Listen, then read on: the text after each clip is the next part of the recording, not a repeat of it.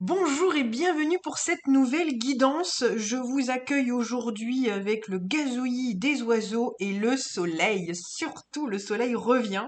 Vous entendrez normalement les oiseaux chanter. J'ai laissé la porte un petit peu ouverte parce qu'il fait très très bon.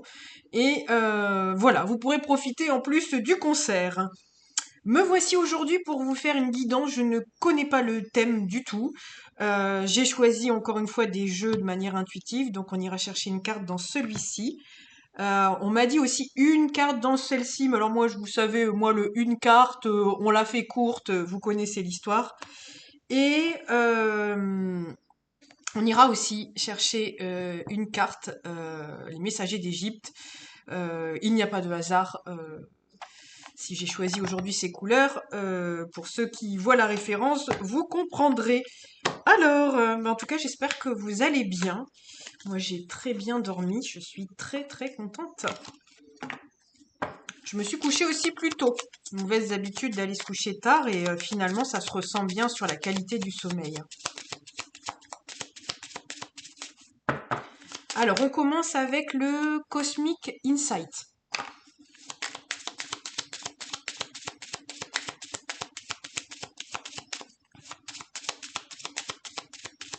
Marrant, les couleurs du Cosmic Insight, elles ressemblent un peu aux couleurs de Plume en Soie.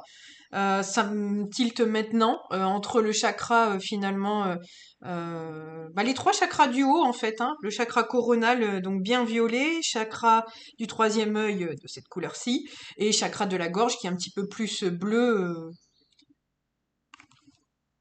on me dit bleu turquoise. Ok, ok.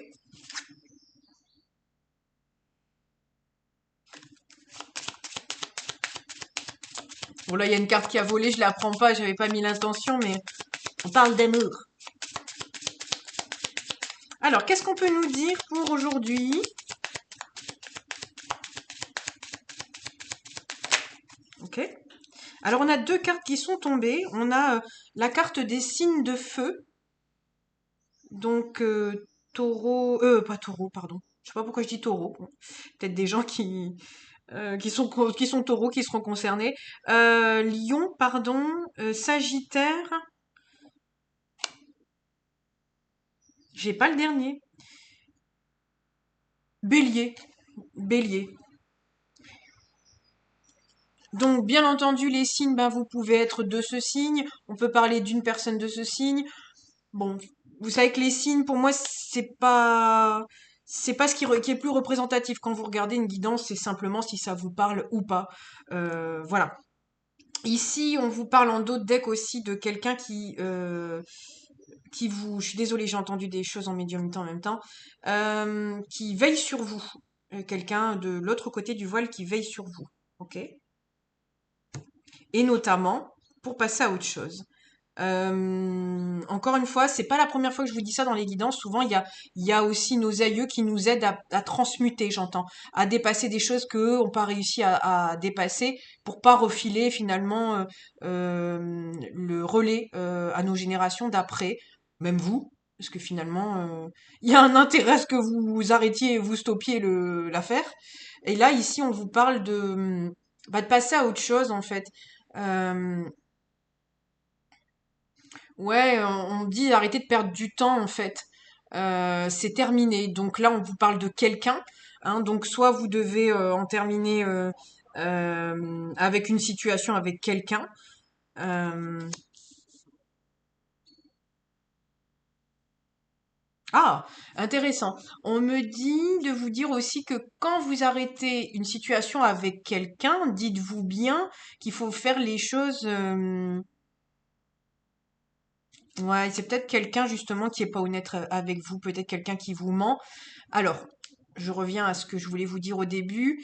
On me dit, il y a besoin de compréhension là-dedans. C'est-à-dire que quand vous quittez la situation, quand vous quittez, par exemple, quelqu'un pour un comportement, ce comportement à proprement dit, il faut aussi que vous le nettoyiez. C'est-à-dire que quand vous quittez la personne, vous avez des intentions. C'est comme quand vous quittez un travail, vous avez des intentions claires.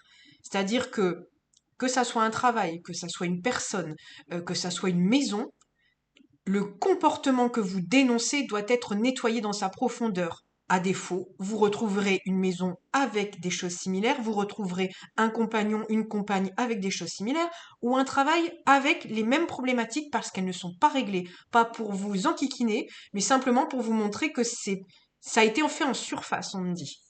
Ok? Et là, on parle quand même de justement prendre soin de vous. Donc il y a quelque chose, on me dit, il y a un comportement blessant, on me dit là. Ok? Je vais pas dans le détail, vous voyez si ça parle dans vos énergies. C'est des histoires propres à chacun. Mais en tout cas, là, on met le doigt sur le fait que si vous avez, par exemple, le problème aussi de schémas répétitifs dans vos vies, je crois que je l'ai dit dans une autre guidance. Je vous en ai fait tellement là, j'en ai programmé plein qui vont arriver, donc vous voyez si c'est le message du moment. Et puis après, les signes de feu, on peut prendre aussi l'élément feu, hein, c'est-à-dire que vous savez que on a un signe, voilà, on a tout un thème d'ailleurs, on s'arrête pas qu'à notre signe solaire, les astrologues vous le diront mieux que moi, mais on a tous les signes à l'intérieur de nous, en fait. Donc peut-être que là, on vous demande de ressortir le flamboyant, on me dit, de ressortir le feu à l'intérieur de vous et de ressortir votre petite flamme intérieure. Le feu, c'est aussi la purification, donc c'est peut-être aussi, ben oui, on me dit encore d'aller brûler ce qui n'a plus lieu d'être. Donc, allez pas me faire un barbecue géant, on va avoir des problèmes, hein. Vous savez qu'on n'a pas le droit à ça, hein. Alors, on va aller voir le petit lot normand. Bon, la fameuse carte, il en faut qu'une. Allez, quelle carte on nous sort? Ça me fait rire quand on me dit ça parce que c'est tellement pas moi. Une seule carte, hein. Oh déjà le stress. Enfin bon, vu la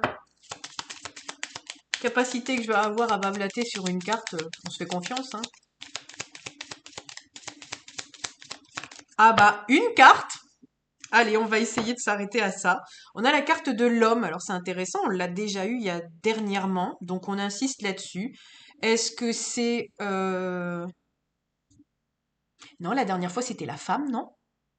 Ah, on me dit c'est la suite de l'histoire. Bon, ok. Donc j'avais fait une guidance et c'était la femme. Excusez-moi, je n'avais pas focus. Vous vous souvenez? On avait la femme en mariée et puis on avait les ballons, vous vous en souvenez? Pour ceux qui ont suivi, j'aurais pu vous dire le titre de la vidéo, mais pour ceux qui ont suivi, écoutez, je pense que tout est juste. Pour ceux qui ont suivi la première, là on vous parle de l'autre. Ah, c'est passé trop vite. Ça, c'est marrant, hein. Protagoniste, on me dit. C'est rigolo. C'est pas un mot que j'utilise. Donc voilà. Donc là, ce coup-ci, on est sur la polarité masculine ou on est sur l'homme, hein. Vous prenez comme ça vous résonne. Finalement, est-ce que là, on est sur euh, l'homme qui en termine avec quelque chose parce qu'il a besoin d'aller chercher ses couleurs et de s'engager envers lui-même? C'est un peu le même topo que j'avais expliqué dans l'autre vidéo, c'est qu'on s'accepte pleinement, hein. Le 28, ça donne un, donc ça donne son identité profonde, son individualité. Vous savez que c'est une période vraiment propice là à aller chercher vraiment cette année tout ce qui nous convient plus, mais pour aller finalement chercher aussi ce qui nous convient, hein. Dans l'exercice, il y a un tri qui se fait. Et là, on revient vraiment à beaucoup d'essentiels. C'est intéressant, on me dit beaucoup de pragmatisme aussi, hein. Donc peut-être que dans certaines situations, ouais. Alors j'ai fait une coupe et effectivement, je n'ai pas été chercher une autre carte. J'ai été faire une coupe et effectivement, on parle encore de l'arbre et de l'ancrage. Mais l'arbre, c'est revenir à l'essentiel pour s'ancrer en fait et pour aller chercher ce qui nous plaît vraiment, j'entends. Bon, eh bien écoutez, ça aura vocation à pas être trop long, je pense. Alors, soit vous avez besoin d'avoir des nouvelles d'une situation en face, et là vous avez cette situation-là, ou soit on vous donne un conseil pour vous, une fois que vous avez travaillé votre énergie féminine, finalement là vous allez travailler l'énergie masculine, hein. Et une fois que vous avez d'ailleurs équilibré les deux, on me dit c'est le mariage céleste, c'est intéressant. C'est le mariage céleste, c'est-à-dire que vous avez tout équilibré à l'intérieur de vous, et on me dit, vous êtes prêt pour le grand départ? Je ne sais pas, vous allez partir où? Vous me dites, hein. Alors, pour ceux qui en ont assez sur la guidance, vous pouvez arrêter. Pour ceux qui aiment bien et qui sont assez branchés Égypte, il y aura un message supplémentaire. Alors on me dit un message de cœur et vous voyez à l'intérieur, on a la divinité Képri qui représente d'ailleurs l'âme éternelle. Et généralement quand je le vois en méditation, il se pose sur le cœur. Hein. Donc vous voyez vraiment au niveau du chakra cœur. Ouais, on dit le cœur de l'âme, oui. Alors, on va prendre une carte. Quelle est la divinité? Ben, vous voyez. Je vais dire quelle est la divinité qui va vous accompagner. Pouf, la carte, elle tombe. Bon, on n'ira pas plus loin. Euh, je vous parle très succinctement de la divinité qui est en dos de deck. Juste, on est sur Séchat. Alors, je ne sais pas si je le prononce bien, mais c'est la divinité qui écrit. Ça pourrait être la compagne de Thoth, c'est la déesse, je vais y arriver, c'est la déesse qui écrit.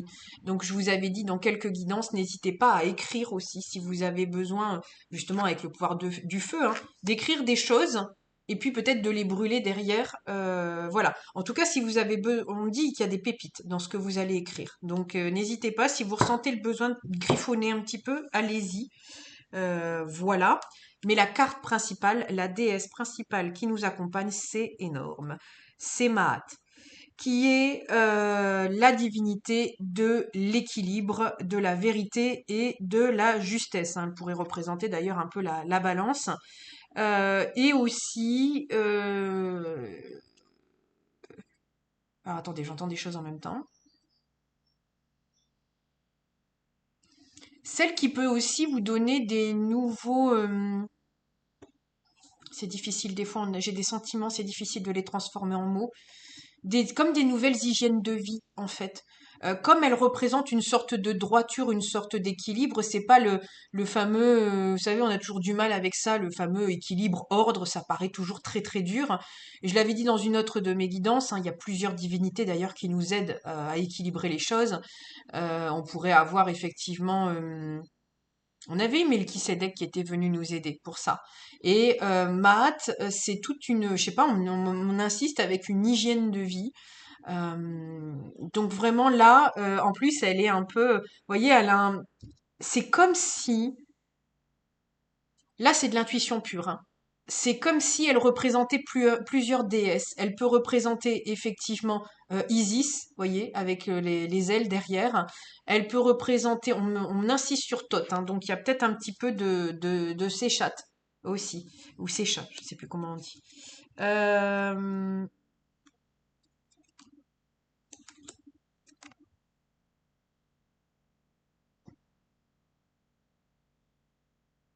ouais, mais elle a de tout. Hein. Là, déjà, il y a Képri ici.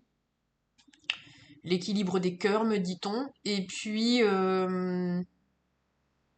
bah, la Danubis, hein, parce qu'effectivement, ici, on voit la pesée des âmes. Donc, vous savez, la pesée des âmes en Égypte, c'est l'équivalent du jugement, par exemple, dans la religion chrétienne.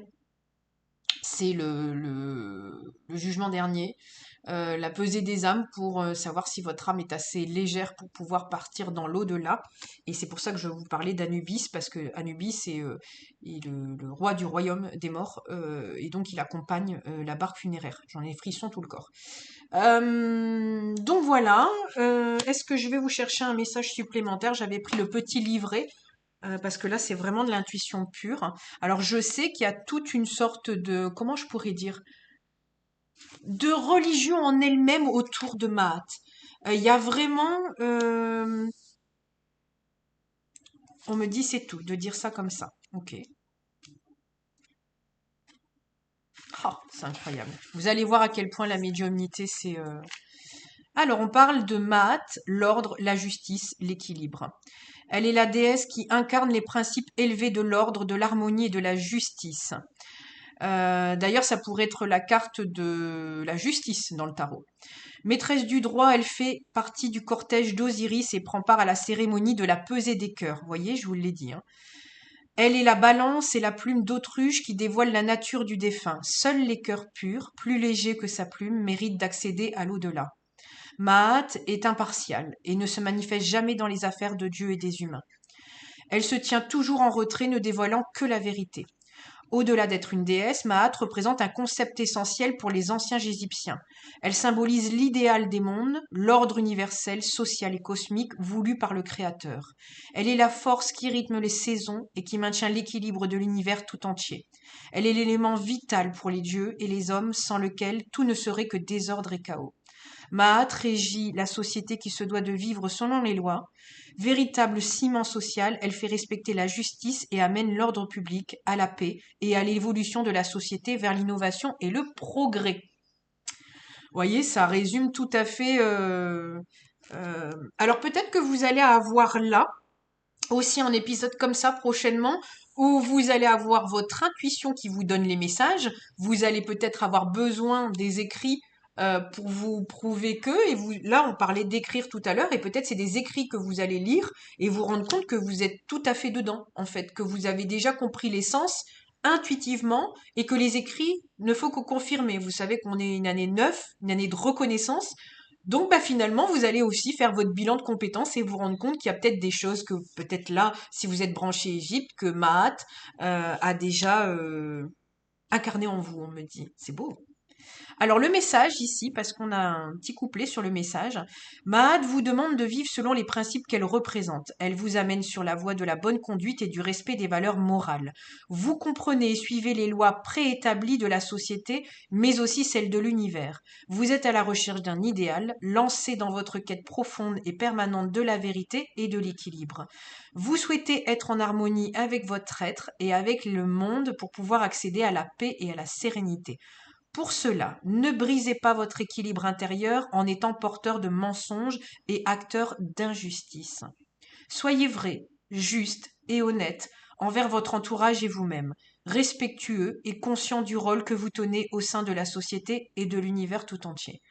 Voyez, quand je ressentais qu'il y avait vraiment tout un univers autour de ça, quand je vous dis qu'elle porte toute une religion en elle, voilà, on me dit arrête là. Ok. Voilà, bah en tout cas, n'hésitez pas à me dire dans les commentaires si ça a résonné avec vous, si ça a pu vous aider, si ça a pu ouvrir des portes, si voilà. Et puis si vous avez eu des petits frissons, parce que moi j'en ai eu, de validation, donc j'aime bien quand ils sont tous présents, ça me fait grandement plaisir. Je vous dis à très bientôt pour une nouvelle guidance. Prenez soin de vous et profitez du soleil. Bisous bisous.